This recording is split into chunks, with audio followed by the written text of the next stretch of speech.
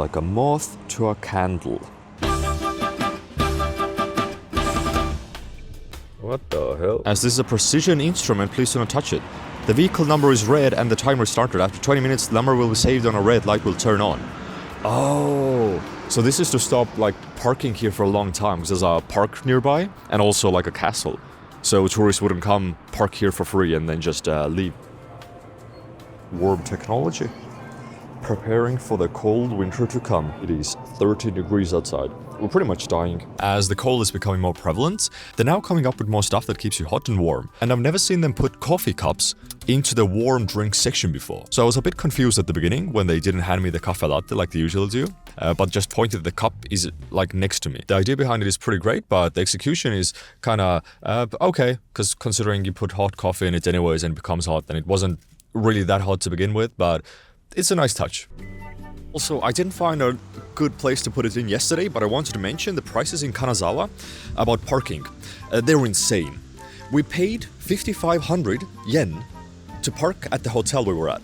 That's like $40. When we stopped for like 20 minutes at random parking stations, it was 400, 500 yen. You don't pay that much for parking in Tokyo. This is okay. This is 30 minutes for 100 yen, which is like 60 cents. The total we paid for parking that day, yesterday was like 8,000, 9,000 yen, which kind of mind-blowing. You should have just taken a taxi everywhere. It literally would have been cheaper. Okay, rant over. The babysitter really wants to show off her new bag from a Design Festa. It's a cow. Cow says, meow. This is like one of those pouches you'd see people wear in medieval times with all the gold. What's inside? What is inside? Ooh, check this shit out. It's so big. Oh, manhole card. Yippee. Check this shit out. Because it's a check. So one person in the comments said that I don't laugh enough in my vlogs. I'm too serious in nature. Can you tell me a joke?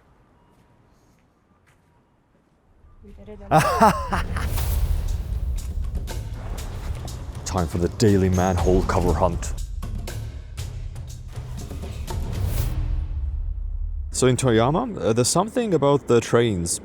I don't know what, like, I'll probably add it in text, but trains are important here. Also, since we're currently in Toyama, that is the Toyama Castle ruins.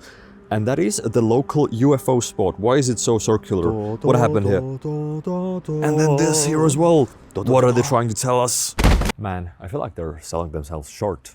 This looks pretty good for ruins, if you ask me. Fine, that was a joke. That's just the gate to something. These are the ruins. Get pranked, bro.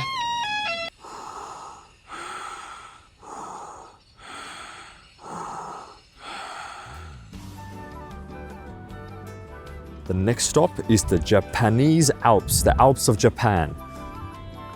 Yoo-hoo, yippee, yahoo! The Alps of Japan. Oh, I don't really care about observation decks that much anymore, but if it's free, you know, I'm gonna take it. You had your fun content, you had your wholesome content, we need to get serious now. Let's talk about prefectures and visiting them. I don't even know if this is in focus. I hate the camera because there's no flip out screen, so I need to check it back. Attempt number 2. We need to talk about a serious topic, and that is visiting prefectures. Ah shit, it's green. Really living up to its name. What are these for? Are they cleaning the parking lot? Get ready for the best optical illusion ever. Look, that's a bicycle there.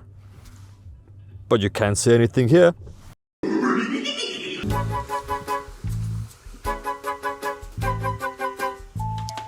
Another manhole conquered. How many manholes until it's enough?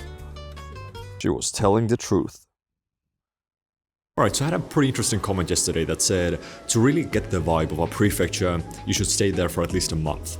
And I don't really agree with that. And this doesn't just apply for the Japanese prefectures, but for countries as well. Like, I've traveled quite a bit of Europe, and I feel like one day, at least for me, is completely adequate enough to get the vibe of the city. You can go to different places to eat, get the local foods, delicacies, you get to see different attractions, tourist spots, museums, and then just overall the local vibe, you know, little parks, walking around, the buildings, architecture. Like I went to Germany for the first time, Berlin, for 3 days. After the second day, we've kind of done most of the touristy stuff, like everything we wanted to, and the third day was just a chill day. But I wouldn't say we learned anything new past the first day, maybe 1.5 days. So the second time I went to Berlin, like a year or two later, there wasn't that much new to like see there, and I wouldn't say my mind was changed in every single noticeable way. And I want to say it's kind of the same with prefectures here. Like I went to Osaka for the first time, and I hate to admit it, but I didn't really like it. And I thought it was just me, you know, I wanted to like it. So when I went back a month or so ago, my opinion on it didn't really change. So the question is, how long should you be staying at a place to understand it? First impressions are important, but at what point are you past first impressions? When I visited Tokyo for the first time in my life, I formed the opinion within the first 2 or 3 days, and it hasn't changed to this day now that I've lived here for over 9 months. Is it something that can't even be judged, as it depends so much on the person themselves? I've lived in Estonia for most of my life, but it's not like I know everything about it. I probably know less than I know about Japan, as I don't travel much in Estonia. I don't go to talk to people outside, there are bars but nothing along the lines of a Japanese pop culture, and at this point it feels like tourists are getting more out of the country than the locals.